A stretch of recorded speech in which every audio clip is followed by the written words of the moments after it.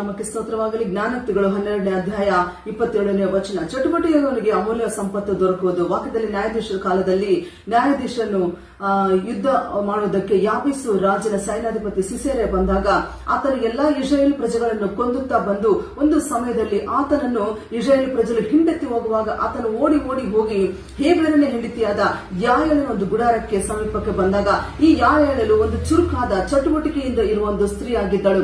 ಆತನು ಈ ಒಂದು ಸಿಸೇರನ್ನು ನೋಡಿ ತನ್ನ ಒಂದು ಗುಡಾರಕ್ಕೆ ಆಹ್ವಾನಿಸಿ ಆತನಿಗೆ ನೀರನ್ನು ಹಾಲನ್ನು ಕೊಟ್ಟದ ಮೇಲೆ ಆತನು ಮಲಗುವಾಗ ಆಕೆಯು ಈ ಸಿಸೇರನನ್ನು ಒಂದು ಗುಡಾರದ ಗೂಟದಿಂದ ಆತನ ಕಣತಲೆಯಲ್ಲಿ ಹೊಡೆದು ಆತನನ್ನು ಸಾಯಿಸಿ ತನ್ನ ಇಸ್ರಾಯೇಲ್ ಪ್ರಜೆಗಳನ್ನು ರಕ್ಷಿಸಿಕೊಂಡಂತ ವೀರ ನಾರಿ ಎಂದು ನಾವು ನೋಡುತ್ತೇವೆ ಪ್ರಿಯರೇ.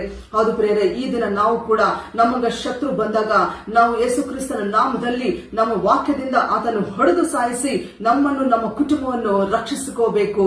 ಸ್ತ್ರೀಯರಾದಂತ ನಮ್ಮ ಕೈಯಲ್ಲಿ ನಮ್ಮ ಕುಟುಂಬವನ್ನು ನಾವು ರಕ್ಷಿಸಿಕೋಬಹುದು. ಅದರಿಂದ ಪ್ರತಿನಿತ್ಯ ಕೂಡ ನಾವು ಪ್ರಾರ್ಥನೆ ಮಾಡಬೇಕು. ವಾಕ್ಯ ಓದುತ್ತಾ ನಮ್ಮ ಬಾಯಲ್ಲಿ ಕಂಠಸ್ಥ ವಾಕ್ಯ ಇದ್ದಾಗ ಎಲ್ಲಾ ಒಂದು ಶೋಧನೆ ಸಮಸ್ಯೆಯನ್ನು ಕೂಡ ವಾಕ್ಯದ ಮೂಲಕ ಎದುರಿಸಿ ನಾವು ನಿಂತುಕೊಂಡಾಗ ಶತ್ರು ಕೂಡ ಓಡಿ ಹೋಗುತ್ತಾನೆ, ನಮಗೆ ಜಯ ಬರುತ್ತೆ, ನಮ್ಮ ಕುಟುಂಬಗಳು ಆಶೀರ್ವಾದಪಡ್ತವೆ. ಅಂತ ಒಂದು ಚಟುವಟಿಕೆಯಾಗಿ ಚುರುಕಾಗಿರುವಂತ ಸ್ತ್ರೀಯರಾಗಿ ನಾವು ಈ ಲೋಕದಲ್ಲಿ ಇದ್ದಾಗ ಖಂಡಿತವಾಗಿ ದೇವರು ನಮ್ಮೆಲ್ಲರನ್ನು ಕೂಡ ಆಶ್ರಯಿಸಿ ಕಾಪಾಡಿ ನಮ್ಮ ಕುಟುಂಬಗಳನ್ನು ಕೂಡ ದೀವಿಸ್ತಾನೆ. ದೇವರ ವಾಕ್ಯವನ್ನು ದೀವಿಸಲಿ. ಆಮೆನ್.